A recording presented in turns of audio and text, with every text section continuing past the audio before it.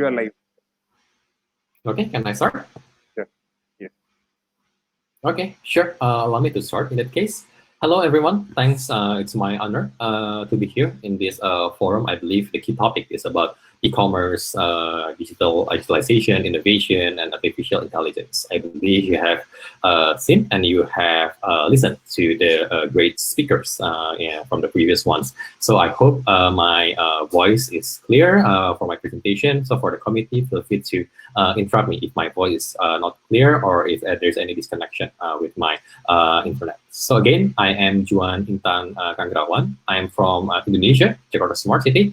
I'm the current head of data analytics. So my key topic today is about, it's still related to the e-commerce, AI, and data. And to be more specific, it's about I'm touching digital ecosystem because in Jakarta Smart City, we are trying to build or to nurture a digital ecosystem. Later, I will share the outline of my agenda. So after my presentation, I hope you'll be able to understand the strategic implication of the artificial intelligence, big data to the e-commerce domain. Although I will be presenting from the government perspective, I have the key interest to ensure there is exciting e-commerce and also digital ecosystem, especially in Indonesia and Asia. Later, I will share with you a bit further about that context.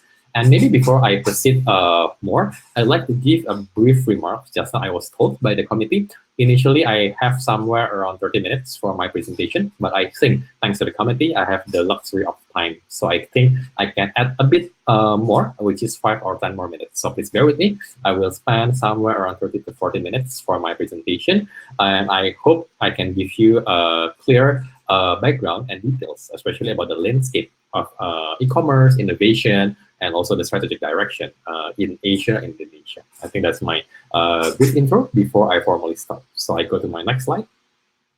Okay, so allow me to briefly introduce myself here. So although I'm currently working at the Jakarta Smart City, I have quite a number of industry experience. I think more than 12 plus years at this moment. So I think I've been working in other countries as well, including Singapore. So I think why I involved in the smart city, because in the past, I also contributed the Smart Nation project in Singapore. For some of you, you may know, I think Singapore is one of the greatest country in implementing a digital solution in a national scale manner.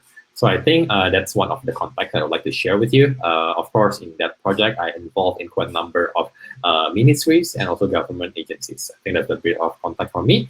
And on top of that, in the past, I worked in some of the e-commerce unicorn companies. Even I gave some advice, partnership, or contribution with some of them. So I think from that angle, I am able to give a concrete perspective from the e-commerce business perspective. So I think that's the quick intro that I can share with you. On top of that, I also contribute in the advisory roles or the voluntary roles in some of the ministry in Indonesia in national level. For example, like the economics and also for the infocom and also for the education and so on and so forth. So the interest, how to ensure that the government policy is really relevant with the latest innovation trend. So I hope in my presentation, I can share some useful context, some useful inputs based on my previous experience and background. So this is about me. And yeah, this is my business card. Feel free to reach me via email, via WhatsApp, and so on, just in case you want to discuss further with me, you want to know more about Indonesia, about Asia. I'm totally open. So feel free to reach me as well, just in case you want to know more about Smart City. I think I can give you like the intro slides so you can digest that, and hopefully we can collaborate further. Collaborate can be like a research, can be like a partnership, can be like arranging a webinar, conference, and so on. So this is my business card. I'm totally open for further interaction and further collaboration moving forward.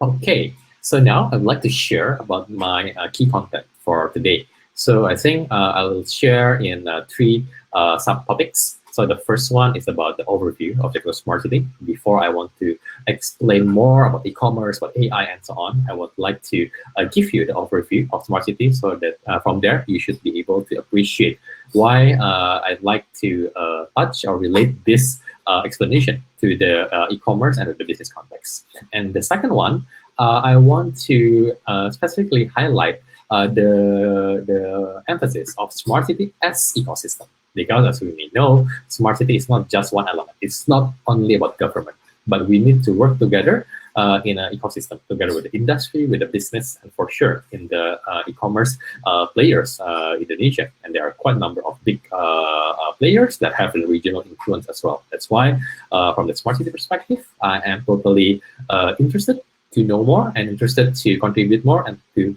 have a more concrete partnership in the e-commerce ecosystem.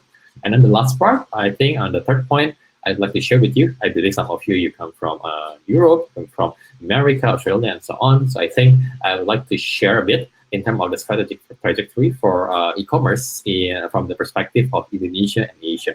So just in case you want to see more opportunities in the future, you will be able to understand and you will be able to tackle and grab the opportunities. So I hope by having these three key content, it will be useful for you. And yeah, looking forward to the more exciting future or trajectory for e-commerce, especially in Indonesia, Asia, and globally. Okay, so now we start with the first one. I think I will spend somewhere around 10 minutes in my presentation about the overview of Jakarta Smart City. So we start from here. So it's aligned with the vision of our governor. Actually, there's academic reference about this. So we are thriving, moving towards City 4.0. Even some of the countries, they are thinking about Society 5.0 and so on. But again, it's an academic debate. What I want to highlight here is what it means by City 4.0.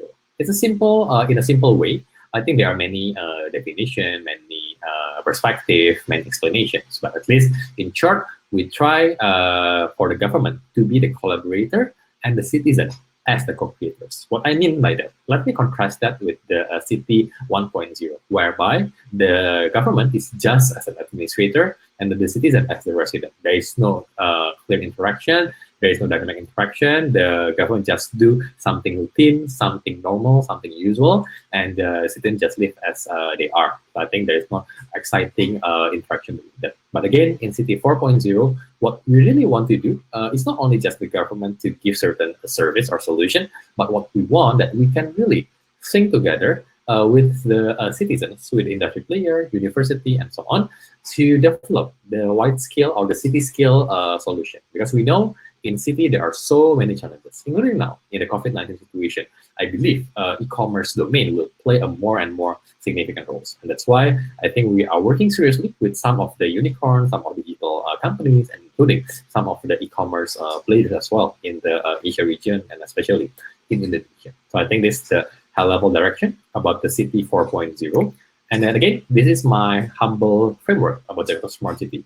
There are so many complexities in a smart city, but again, I want to highlight by using this framework and just briefly explain. I will not explain everything. So the first one is about the center, which is the end or the vision of the city itself. Because when we talk about Jakarta Smart City, we need to know the direction of the city. For sure, we have so many challenges in Jakarta, but again, the idea is to improve the innovation in the city scale and also to improve the prosperity or the happiness of our citizens. How should we do that? I think we have quite a number of good principles over here. Let's say we move on to this part, this circle. So we have the mobile first principles, system data driven, smart collaboration, and digital experience. So by having this, all our initiative, our project, and our ideas will be based on these principles. By having this, we are hoping that we will be the change agents in terms of the digitalization in the Jakarta context. So I think from this angle, for sure, the e-commerce industry, e-commerce institutions will be able to play a crucial role. And on top of that, I think on the outer circle, there are the typical pillars of the smart city. I think it's quite common in academic, let's say like the smart people, smart economy, smart environment, smart mobility, and so on. So I think all our initiatives, we have a clear KPI, clear benchmark, and then we will monitor that objectively and significantly in terms of where we are, in terms of our progress, in which area that we should refine. For sure, we are not the perfect smart city. We are having our ups and downs. We need to learn with some of other smart cities, let's say in US, in Europe, in Australia, and even in other Asian countries. So I think that's my intro about the smart city framework. And again, this is our humble monitoring room, whereby we monitor this in the 24-hour manners in terms of our operation, our city situations, and so on. Again, this is our team. Currently, we have around 100 plus. Sorry for the background noise. It's my baby. Sorry for the interruption. So this is our team. We have around 100 plus. The one in the middle is our director of Jakarta Smart City. So in Smart City, we have the data team, we have IT development, we have product research, we have communication team, we have the operational team, and so on. So hopefully, in general, we have the so-called the millennials or the young demographic in the Smart City. Hopefully, we can push and we can drive the innovation flavor and also the creative ideas towards the government, not only in Jakarta, but also in Indonesia and hopefully in the Asia region as well. So this is our humble team. And again, since I am working as the head of data analytics, I want to touch a bit in terms of our data. So we have citizen aspiration, we have transportation, tax, flood, subsidy, health, education, waste, and so on. So I think this is the overall data that we need to analyze, including we are working together with the industry as well. So we have some data. We work together, let's say, with the ride-hailing companies. We are working together, let's say, with e-commerce companies as well. Let's say with the fintech companies and so on. For sure, we need to understand the mechanism about the policy of data exchange. But again, our interest is to utilize data to make a better policy and to make a better decision, especially the strategic decision. I think this is the context of the data. And then, yeah, COVID-19, for sure, it's a really big impact in terms of the health, economy, social, mobility, and so on. I think this is our humble efforts, especially my team, in providing the dashboard and analysis for COVID-19. So we have our demographic analysis, we analyze the economic impact, we understand the mobility as well, the contact tracing in certain extent. For sure, we're not perfect, but we have been trying to do that and so on. I think these are some of the efforts that we have been doing in Jakarta Smart City, just to give you an overview about what we have done so far. And again, for Smart City, we are also applying the machine learning application. So for example, this is the video analytics, whereby we can detect the let's say motorbike, car, and so on. The direction is not correct in a sense, and also we can track the plate number, and from there we can know the possible or the potential revenue. I think by having this technology, it's also related to the e-commerce as well, that I will explain in my last part of my presentation.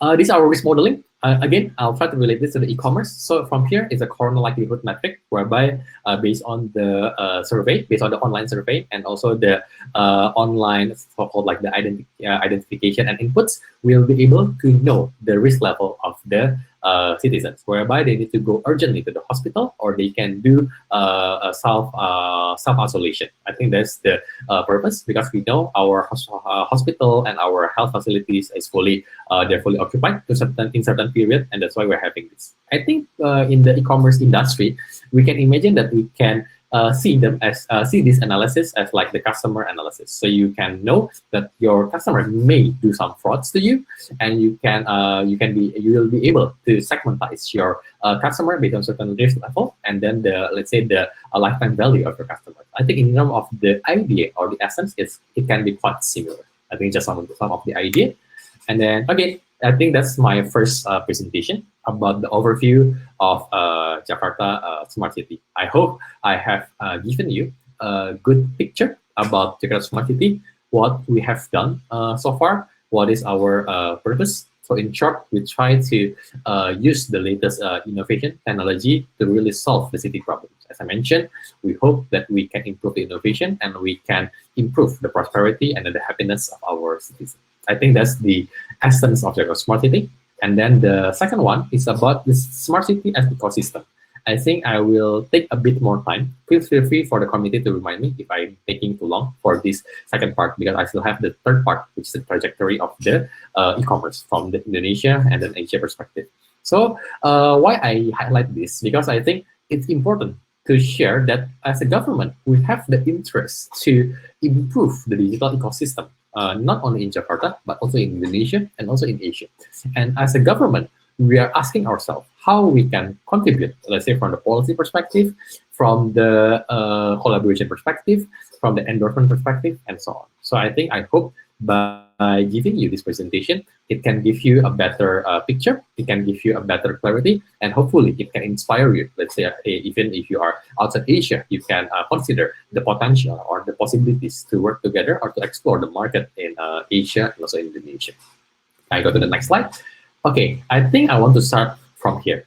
Because as the Jakarta Smart City, we are also building our so-called super apps. I believe we have known some super apps example, let's say in the China, for example, and even Indonesia, we have some unicorns. Let me mention some of the names like Gojek, Grab, Tokopedia. I'm not sure whether you have heard about these companies, but in Indonesia and Asia, they are very common and they are very quite famous because they are the unicorn, and yeah, we are proud for with them for sure.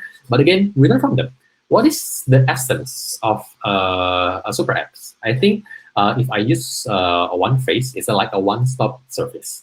I think as a government, we try to learn from there. So you can imagine in the Jakarta alone, we have 200 and 300 agencies, and each of the agency may have their own website, application, database, and so on. So it's very difficult if we develop each individual database or application, and then as a citizen, I will be confused which one that I should download, which one I should access. So by having this one-stop service solution, this Jakarta citizen will be able to access number of services from many other government agencies in Jakarta. And for Jakarta Smart City, we are the integrator. We build the interface. We offer the platform. We offer the integration option. So the name is Jakarta Kini. In English, it means now Jakarta. It means what is the most recent situation in Jakarta, what we can do, what we can interact, what kind of so-called attraction on something interesting that we can do with this. So far, there are quite a number of services. You can give your so-called complaint about Jakarta. You can report if you see something wrong with Jakarta, and it will be follow up with our officers, because the KPI is also linked to the way they respond in following up the issues. And we are also providing, let's say, the COVID-19 information and also certain information, let's say, about the price fluctuation, about food, and so on and so forth. So I think we are building more and more services. Even now in the COVID-19 situation, we are working together with some of the industries as well and other ministries level. Let's say we could support the online learning and so on. So I think in essence, we are trying to build this, and for sure, there are really great possibilities to work together with the e-commerce industry, how we can ensure that our small and medium companies or small and medium or the unfortunate citizens or the small and medium economies, they can thrive in the post-COVID-19 situation. I think as a government, we really have the interest and then the eagerness to pursue and to support this. I think this is one of the point that I want to highlight. And then again, you can download in the Google Play and App Store. Sorry for this promotion. It's still the same one-stop service for these super apps from Jakarta Smart City. And again, we are also thinking about digital transformation. When I talk about ecosystem, sooner or later, you will think how we can improve ourselves, and then how we can improve together with other government institutions, and how we can improve together with the industry, together with the university, and so on. So I think now we are in this phase whereby we are. Yeah, I'm using this reference from Accenture. Sorry, I'm not quoting the text. I think I need to put it that. But for other diagram, I put that reference. But in here, we are working with other consultancy, and we are also working with other government institutions, with other industries, and so on. How we can ensure there is a proper digital transformation, and we are clear in terms of the phases. Let's say we are planning our transformation in the next 3, 5 to 10 years. So hopefully, by having a clear roadmap, by having a clear blueprint, by having a clear alignment with the budgeting, with the KPI in the yearly basis, and so on, we can ensure that there are many progress and improvement on this area. Now I'm working very hard how to improve the number 5, the talent and beyond, which is how to ensure that people, they want to work together in the government and they will learn something useful, precious, digital, from the digital perspective, and from the technology perspective as well. Because we know the tech companies, tech giants, the unicorn, the e-commerce industry, they may attract some of these these capable people, but for sure, we want to build together as well the ecosystem. So we work together with many mechanisms, many approaches. Let's say we have our training program, we have internal learning, we have joint collaboration, and so on and so forth. So in short, what we are trying to do, we want to ensure there are really serious transformation within ourselves, Jakarta, and also with other government institutions, and also with other ecosystems. I will share that further in my next few slides. Okay, and this is what I have been trying really hard, because I know this is not easy. We learn from other tech giants. We learn this from the other unicorn as well. Digital identity is quite sensitive topics because there's a lot of debates about the privacy and so on, including if you are the e-commerce players. But sooner or later, you like it or not, I think digital identity will be more and more critical. Because in Jakarta Smart City, we are working together with the citizenship agency, whereby we can get the ID level of our citizens. I think the purpose is quite straightforward. We want to give the proper subsidy, let's say about the COVID-19 subsidy, social aid, and so on, including education. But I think moving forward, the use cases will be growing, not only about that. I think we'll work together with the industry, how to build a value add data, but we can use that information in the ethical way in the that honor the privacy of the our citizens, because we don't want to misuse or to play around with their trust. I think as a government we are really serious on that. I think we have a lot of industry standard and ISO standard about technology and privacy. We are not perfect for sure, but we are really serious with that. By having this digital identity, I think there will be a lot of useful use cases. It can be from the healthcare context, FinServe, to the e-commerce, and so on and so forth. So I think this is the really fundamental project that I've been working really hard. So I'm doing the citizen analysis. It's quite similar with the customer analysis in the industry context. Okay, this is another example. This is a real one. Sorry, it's in Bahasa because I think it is a proper slides that have been shared officially. So I think we are working with one of our regional bank, which is the bank DKI. It's a Jakarta bank, to be open with you. So you imagine this is the Jakarta bank. It's a bit traditional, but they want to transform themselves and they want to work together with Smart City, and they want to work together with the central bank, together with the Ministry of Infocom, work together with the fintech companies, how to give a really good mechanism in terms of the financial aid in the COVID-19 situation. I think that's the very first fundamental use case. We know a lot of debates whether we should give cash or like a financial aid in the COVID-19 situation to the low and medium income family. But again, this is the actual process and the actual initiative that we have been thinking and doing. So I think by having this, I just want to share that we are really serious on this. And I believe if you are the e-commerce players, and let's say you imagine Indonesia,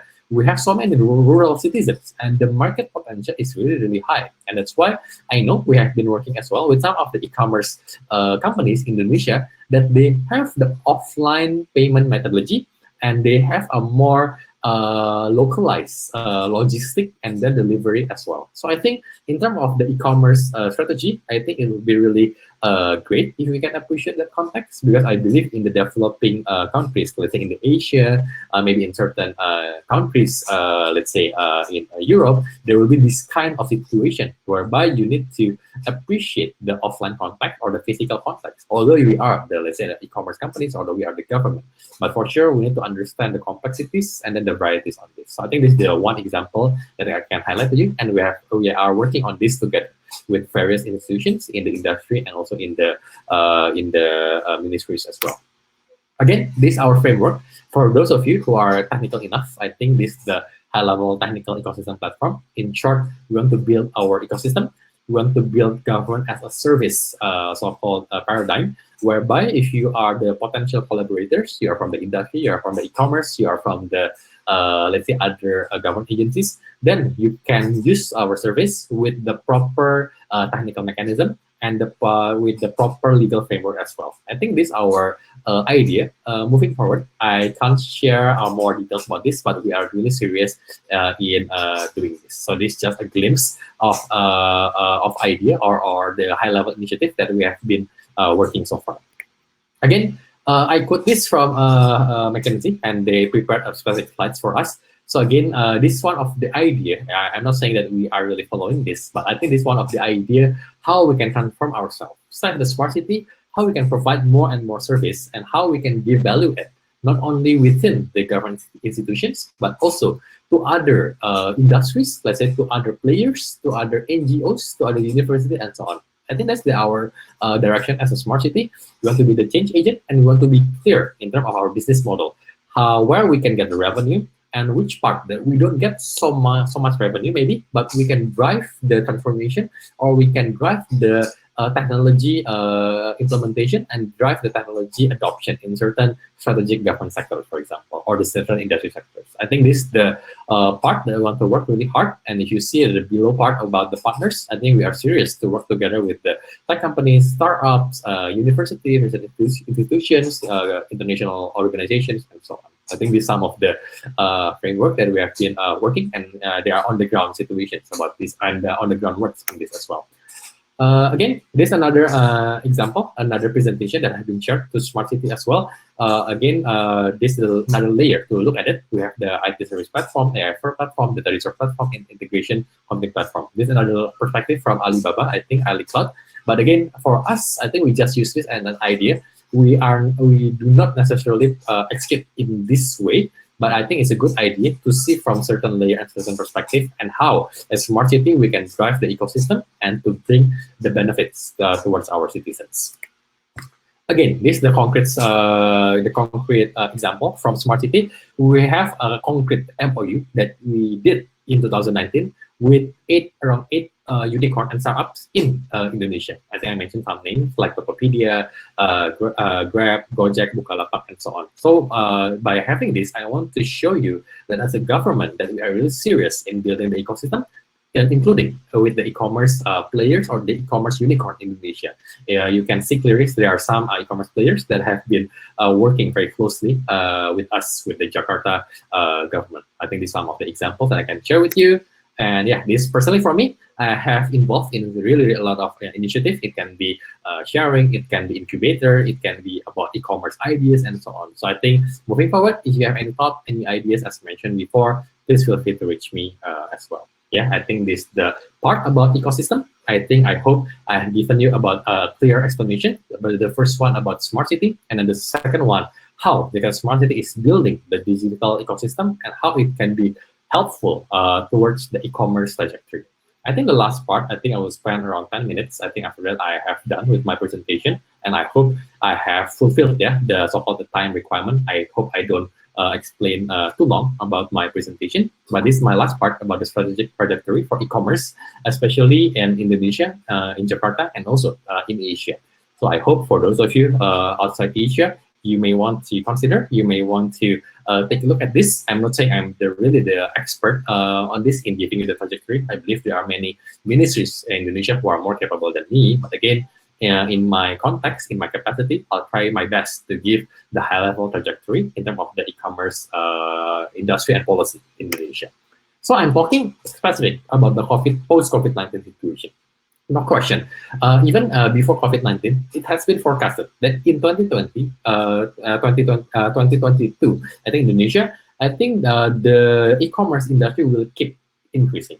I can say even after the COVID-19, the trend is even brighter for the e-commerce context. Why? Because our president, President Jokowi, he's building really seriously about the infrastructure across Indonesia, from the most west part of the island Indonesia to the most east part of the island Indonesia. So I think there's an even distribution in terms of the infrastructure development by the president in the national level. By having that, I believe the logistic infrastructure and development will improve significantly. On top of that, I think we are really serious in terms of the fintech direction. You can see clearly if you just Google a bit about the fintech companies in Indonesia. I think in the last 3 to 5 years, there are really a lot of fintech companies in Indonesia, and that they can really help a lot in terms of building together with the e-commerce industry as well. I think these are some of the key facts about Indonesia, and even for the numbers, you can see by yourself in terms of the consumers, about the job supported, about the potential impact, about our merchants, and so on and so forth. So in short, I am really optimistic about the potential direction of the e-commerce industry in Indonesia specifically, and in the broader sense in the Asia region. Allow me to continue. So I take an example. I use the reference there from Sidogul, one of the so-called tech companies in Indonesia. So after the COVID-19, there are surveys by this company. So in short, there are a lot of improvement, there are a lot of fractions, and certain categories, it is increasing significantly. For example, like electronics, beauty, body care, food, beverage, household goods, and so on.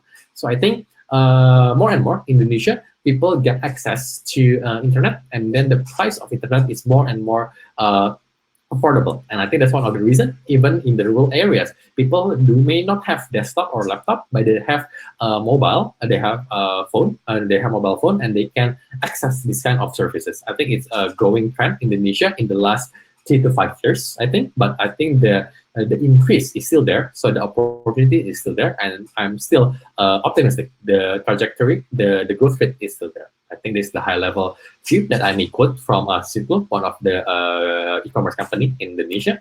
And again, allow me to quote McKinsey in this context. I think a lot of research about this, not only from McKinsey, but other companies, even internally in the industries as well. So I don't need to explain too much. But again, after the COVID-19 situation, even more and more people will still continue with the new so-called behavior, which is the online behavior. And there will be a lot of new digital shopping method, new shopping method.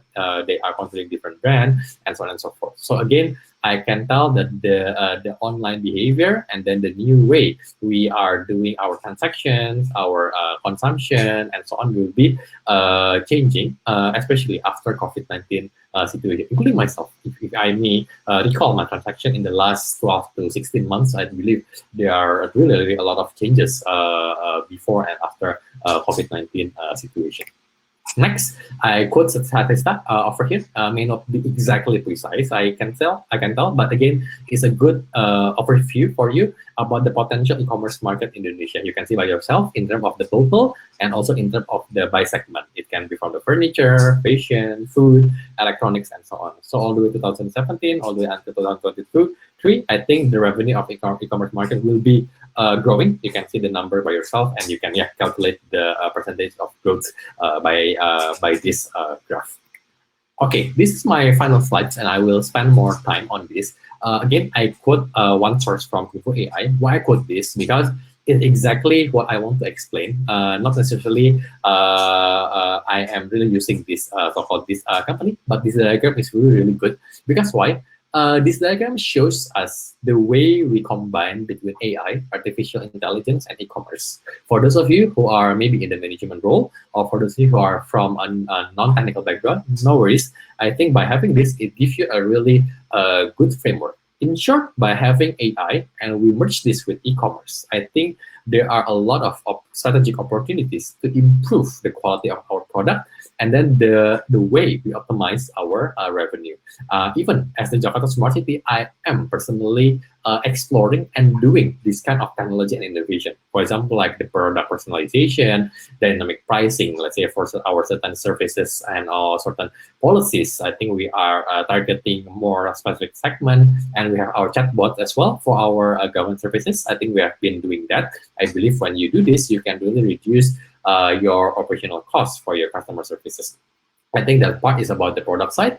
And from the revenue side, I think at the Smart City, we are also interested to improve our sales as well and to enhance our marketing efforts. So we want to ensure our social media efforts, our physical marketing campaign, it is targeted and it can bring a really good traffic and awareness about government. And for sure, for those of you who are from the e-commerce background, I think this simple diagram, I think gives you a quick highlight what kind of initiative, how you can merge AI, data science, and also e-commerce to bring values to your industries. And for those of you, if you haven't really utilized this kind of technology, this kind of possibilities, I really encourage you because I believe there will be strategic implications by having this technology, especially to improve your the quality of your product and then to monetize further in terms of your revenue or even to reduce your costs. So again, as my closure, allow me to stop my screen sharing. I hope now you can see my video again. Again, I would like to close. I would like to highlight in a simple closure statement. Again, I am excited with the trajectory of e-commerce globally, especially in Asia and Indonesia. That's the first one. And secondly, as a Jakarta Smart City, we are really happy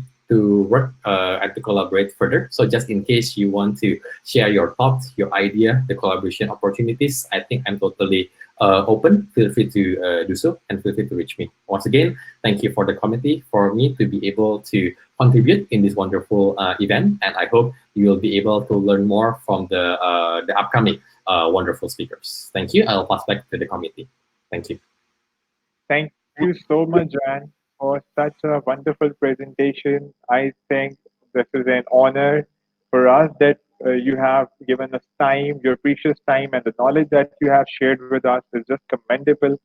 Thank you so much for collaborating with us. The insight that you have shared with us, the knowledge which you have shared with us is worthful for our audience, worthful for our attendees. The quality that you have shared with us, the things, the insight is just phenomenally awesome. I hope this will add value to all the professionals who are listening today, right now. And Jan is with us. You people can ask questions, relevant questions according to his presentation. He's here to answer all those questions, and we will be moving forward to our next presentation, which will be given by Ronald Rule, who is a manager data science and business innovations from Ineco. But before that, we do have certain parts which we have missed from the presentation of Evelina, which I need to share with you before going to our next presentation. Thank you so much. Thank you. Thank you, John. Thank you. Thank you.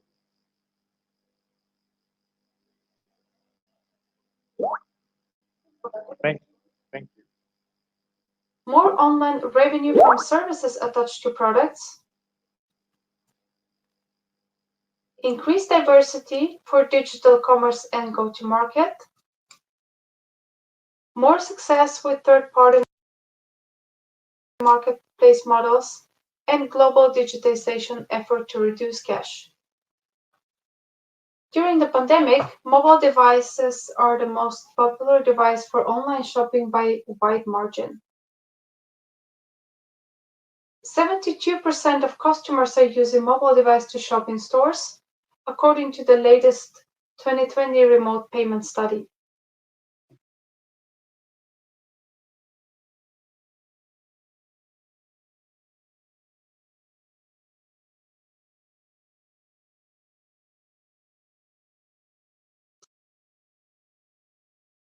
Farming, digital trends and COVID-19, and finally some piece of advice for this year. Who are we? Delaval is a market leader and trusted partner for thousands of farmers around the planet. Our company develops and manufactures equipment for milk production and animal husbandry worldwide.